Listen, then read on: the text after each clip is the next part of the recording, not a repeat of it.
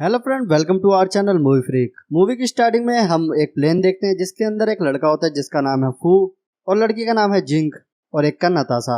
यहाँ फू जिंग और नताशा को बताता है कि मैं एक बिजनेसमैन हूँ और ये वजह है कि मैंने एक कंपनी शुरू की, जिसी वजह से मैं अंटार्कटिका में एक वेडिंग डेस्टिनेशन बनाना चाहता हूँ जो सिर्फ हमारी कंपनी ऑफर करेगी, जिसे चलाकर मैं और ज्यादा अमीर बन जाऊंगा। यहाँ हमें फू की बातों को सुनकर पता लगता है कि उसे सिर्फ पैसों से ही प्यार है और वो काफी ज्यादा बकचोद भी था। लेकिन यहाँ पर जिंग का स्वभाव उससे बिल्कुल उल्टा होता है। दरअसल जिंग एक साइंस फोटोग्राफर होती है जो अंटार्कटिका में किसी प्रोजेक्ट के कारण ही जा रही है। उसके साथ नताशा नाम की एक रशियन रिसर्चर भी होती है। कुछ ही दूर जाने पर इनका प्लेन एक बर्फीले तूफान के अंदर फंस जाता है, जिसके अंदर सबसे पहले पायलट मारा जाता है, जिसके बाद प्लेन पूरी तरीके से क्रैश होकर वहाँ नीचे गिर जाता है, जिसके अंदर फू, जिंग और नताशा तीनों ही मौजूद थे। अभी प्लेन के क्रैश होने के कुछ देर बाद ही फू को होश आता है और वो तुरंत उठकर क्रैश प्लेन के अंदर जाकर देखता है तो वो देखता है कि अंदर नताशा घायल पड़ी है, जिसे निकाल कर फू बाहर लेकर आता है। जिसके बाद वो दोबारा अंदर जाकर देखता है तो उसे जिंग वहाँ फंसी हुई मिलती है, क्योंकि इसका पैर बड़े लोहे के नीचे वहाँ पर दबा हुआ था। जिसके बाद फू जिंग को वहाँ से निकालने की कोशिश करता है। यहाँ पर प्लेन अपने वजन के कारण अब बर्फ में धंसने को लगती है। इसके बाद फू अपना वहाँ से सामान लेकर निकल जाता है। तभी उसे वहाँ पर जिंग को लेकर काफी बुरा लगने लगता है। जिसके बाद वो प्लेन के अंदर जाकर फिर से जिंग को पूरी तरीके से बाहर निकालने की कोशिश करता है। अभी उसे बाहर निकालते ही पूरा प्लेन बर्फ के अंदर चले जाता है। जिसके बाद यहाँ पर फू को पता चलता है कि यहाँ पर नताशा की जान जा चुकी है। फिर फू के कहने पर जिंग और फू नताशा की बॉडी को लेकर आगे बढ़ते हैं, क्योंकि अभी यहाँ पर जिंग का पैर भी टूट चुका है। अभी यहाँ आगे बढ़ते ही उन्हें एक एवलांच अपनी तरफ आते हुए दिखाई देता है, जिसे देखकर जिंग फू से एक गड्ढा खोदने के लिए बोलती है, जो कि वो बड़ी मुश्किल से जल्दी से खोद देता है। जिसके बाद जिंग और फू उसके अंदर घुस जाते हैं, जिसकी वजह से उन्हें नताशा की बॉडी को वहीं ऊपर ही छोड़ना पड़ता है। और एवलांच के गुजरने के बाद ये दोनों बाहर आते हैं और फू यहाँ पर डिसाइड करता है कि वो नताशा को यहीं पर बर्फ में दफना के आगे बढ़ेंगे। इस दौरान फू नताशा की टोपी लेकर खुद पहन लेता है और ये लोग उसे आखिरी विदाई करके वहाँ से चले जाते हैं। लेकिन अभी यहाँ पर जिंग अच्छे से चल नहीं पा रही है, जिसकी वजह से फू को उसे उठा कर ले जाना पड़ता है, जिसकी वजह से ये दोनों काफी बार नीचे गिरते हैं, जिसकी वजह से जिंग वहीं पर बेहोश हो जाती है। जिसके बाद जिंग को जब होश आता है तो वो खुद को एक कॉटेज के अंदर पाती है, यानी कि फू किसी तरीके से उसे यहाँ पर लेकर आ गया था। जिंग होश में आने के बाद बोलती है कि तुम्हें मेरे पैर को सीधा करना होगा, क्योंकि अगर मैं ऐसी ही रही तो कुछ दिनों में मेरी मौत हो जाएगी। यहाँ फू डरते हुए उसके पैर को किसी तरीके से सीधा करने की कोशिश करता है। यहाँ जिंग को थोड़ा आराम तो मिलता है, लेकिन वो अब भी अपने पैरों को हिला नहीं पा रही थी। इसके बाद फू कॉटेज के बाहर जाकर देखता है तो यहाँ पर उसे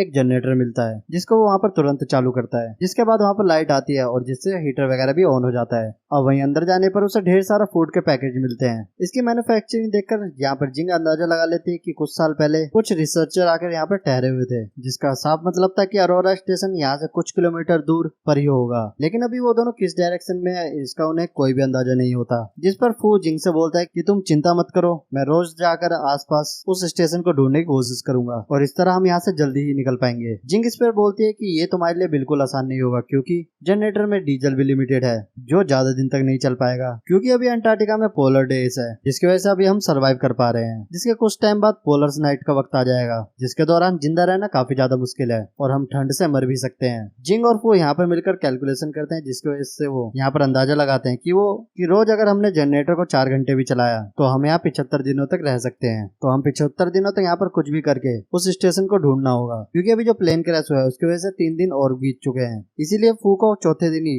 अपनी खोज शुरू करनी पड़ेगी। अगले दिन फू जिंग को खाना देने के बाद नॉर्थ की तरफ निकल पड़ता है, लेकिन उसे अकेले 3 दिन तक वहाँ पर कुछ भी नहीं मिलता। यहाँ पर फू रोज सवेरे निकलता है और शाम होते ही वापस आ जाता है, क्योंकि जिंग का पैर काम नहीं कर रहा होता है। क्योंकि अगर फू वापस नहीं आता तो जिंग बिना कुछ खाए पिए ही मर जाएगी। यहाँ जिंग फू को बताती है कि तुम बर्फ में करीब 4 किलोमीटर प्रति घंटे की रफ्तार से आगे बढ़ सकते हो। इस तरीके से तुम्हें रोज चलते हुए करीब 10 घंटे तक चलना होगा। लेकिन वो इस बात से बिल्कुल नहीं घबराता है। इसी तरीके से वो वहाँ पर 14 दिन बीत जाते हैं, लेकिन उन्हें स्टेशन कहीं नहीं मिलता। अभी इन्हें खाने की कमी ना हो इसलिए फू एक दिन मछलियां पकड़ने जाता है, जिसके दौरान उसके पैर के नीचे की बर्फ टूटने लगती है और फू उसी के अंदर गिर जाता है, जिसमें गिरने की वजह से वो कुछ दिनों के लिए बेहोश हो जाता है। क्योंकि अब जब उसे होश आता है तो वो खुद को इस अजीब जगह पर देखकर काफी ज्यादा डर जाता है। वो यहाँ पर काफी कोशिश करता है कि वो यहाँ से किसी तरीके से बाहर निकल पाए, लेकिन उसे यहाँ पर कोई भी रास्ता नहीं मिलता। लेकिन अभी यहाँ पे फंसे हुए उसे 2 दिन से ज्यादा बीत चुके थे। दरअसल यहाँ पर फू अपने यहाँ से बाहर निकलने की उम्मीद पूरी तरीके से खो चुका है। लेकिन इसी बीच फू को जिंग का ख्याल आता है और वो भगवान से प्रार्थना करता है कि वो मुझे खुद के लिए नहीं बल्कि जिंग के लिए यहाँ से बाहर निकाल दे। वो दोबारा हिम्मत करते हुए वहाँ पर लगी हुई पतली पतली चट्टानों से ऊपर चढ़ने लगता है। और वहीं दूसरी तरफ जिंग 2 दिन से फू की राह देख रही है, लेकिन अभी यहाँ पर ठंड ज्यादा होने की वजह से उसे मजबूरन बाहर निकलकर जनरेटर चालू करने के लिए बाहर निकलना ही पड़ता है। अब वो किसी तरीके से रेंगते हुए वो जनरेटर के पास आ ही जाती है, लेकिन अभी चाह कर भी वो उसे चालू नहीं कर पाती। यहाँ जिंग पूरी तरीके से अब हार मान चुकी थी। इसके बाद वो मजबूरन अपने हाथों की नस काट लेती है। हम दूसरी तरफ देखते हैं कि फू यहाँ से निकलने में किसी तरीके से कामयाब हो चुका है। अभी वो बाहर निकलते ही जिंग का ख्याल करते हुए कॉटेज की तरफ भागता है। कॉटेज पहुंच के उसे जिंग तो नहीं मिलती, लेकिन वो जब बाहर आकर देखता है तो वहाँ पर जिंग बेहोश पड़ी हुई है, मतलब कि उसकी सांसें अभी भी चल रही है। इसके बाद जब जिंग को होश आता है तो वो खुद को अंदर पाती है और वो जैसे फू को देखती है उसे गले लगा लेती है। यहाँ पर फू उसे फिश का सूप देता है जो उसने बर्फ के अंदर गिरने से पहले पकड़े थे। वो जिंग से रिक्वेस्ट करते हुए कहता है कि तुम अपना हौसला कभी मत खोना और आगे ऐसी हरकत कभी मत करना। यह जिंग को फू धीरे धीरे पसंद आने लग जाता है और यहाँ फू भी रोज की तरह स्टेशन ढूंढने के लिए बाहर निकलता है। और इसी तरीके से अब 34 दिन बीत चुके हैं, लेकिन उसे अभी तक कहीं पे कोई नहीं दिखाई दिया है। अभी एक दिन जब फू घर से बाहर निकलता है तो उसे अचानक से दिखना बंद हो जाता है, जिसकी वजह से फू अचानक से घबरा जाता है कि आखिर ये हुआ क्या है। उसे वहाँ पर कुछ भी समझ नहीं आता और वो किसी तरीके से गिरते पड़ते वापस कॉटेज में पहुंचता है, जिस दौरान वो जिंग को दूर से ही आवाज दे रहा होता है।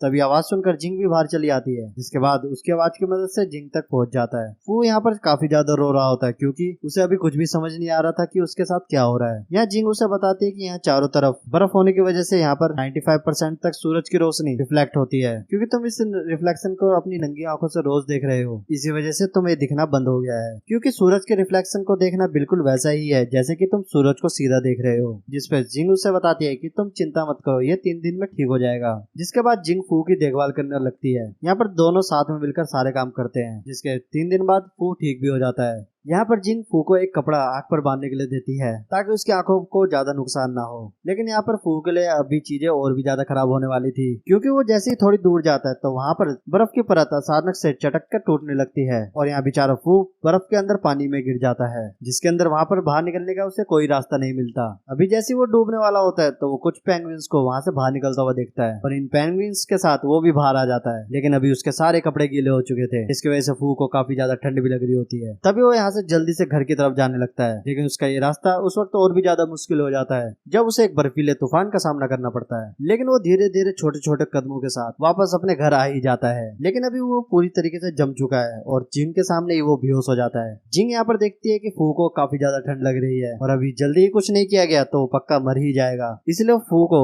अपनी बॉडी की हीट देने का फैसला करती है। अगली सुबह जब फू की आंख खुलती है तो वो जिंग को अपने बगल में लेटा हुआ देखकर काफी खुश होता है। कुछ देर बाद फू वापस जाकर नताशा की बॉडी से उसके शूज लेके आता है, क्योंकि यहाँ पर फू के शूज पानी के अंदर गिर चुके थे। यहाँ पर नताशा और जिंग जब आपस में बातें कर रहे होते हैं तभी उसे दरवाजे से एक अजीब सी आवाज सुनाई देती है। जैसे ही फू दरवाजा खोलकर देखता है तो उसे वहाँ पर एक छोटी सी पेंगुइन दिखाई देती है जो उनके घर के अंदर आ जाती है। अभी उस पेंगुइन को देखकर फू उसे मारकर खाना चाहता है, लेकिन यहाँ पर जिंग उसे ऐसा करने से मना कर देती है, क्योंकि उसे ये पेंगुइन बहुत प्यारी लग रही है और उसे काफी ज्यादा पसंद भी आ गई है। और साथ ही जैसे जैसे समय बीतता है फू और जिंग एक दूसरे के करीब आते जाते हैं। या फू जिंग से पहले काफी ज्यादा चिढ़ती थी, लेकिन अभी यहाँ पर फू की कंपनी को काफी एंजॉय करती है। फू यहाँ पर जिंग को एक स्लैश में बिठाकर काफी दूर तक घुमाता है। एक दिन अचानक जिंग की नाक से खून आने लग जाता है, जिस पर फू पूछता है कि आखिर तुम्हें हुआ क्या है, जिस पर जिंग बताती है कि मुझे विटामिन सी की वजह से ये हो रहा है। अभी मुझे हरी सब्जियां खाने की जरूरत है और अगर ऐसा ही चलता रहा तो पहले मेरे दांत उड़ेंगे फिर नाखून, और ऐसे ही करते हुए परिस्थितियां और भी ज्यादा खराब हो जाएंगी। आगे वो कहती है कि मैं इसीलिए कह रही हूँ कि तुम मेरी फिक्र मत करो, तुम बस किसी तरीके से खुद की जान बचाओ। इस पर फू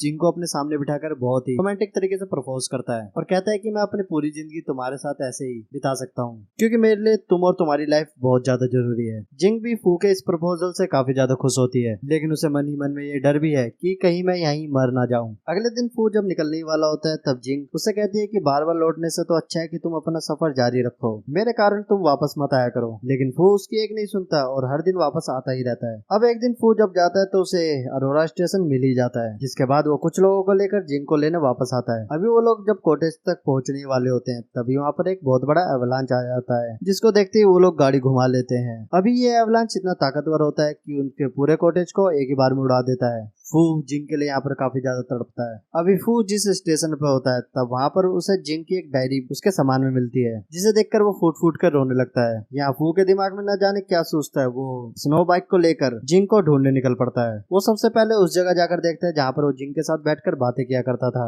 और लकीली जिंग वहाँ पर उसे मिल भी जाती है, जिसे देखकर फू काफी ज्यादा खुश होता है। जिंग यहाँ पर इसीलिए बची क्योंकि उसे पता था कि एवलांच से कैसे बचा जाता है। और उसी वक्त हम आसमान में अरोरा लाइट को देखते हैं, जिसे देखकर जिंग और फू काफी ज्यादा खुश होते हैं क्योंकि जिंग इस अरोरा लाइट को देखना चाहती थी। और ये मूवी इसी के साथ यहाँ पर खत्म हो जाती है। दोस्तों, अगर ये मूवी एक्सप्लेन आपको पसंद आया हो तो हमारे चैनल मूवी फ्रीक को जरूर सब्सक्राइब कीजिए। मिलते हैं ऐसी मजेदार मूवी एक्सप्लेन के साथ, तब तक के लिए गुड बाय।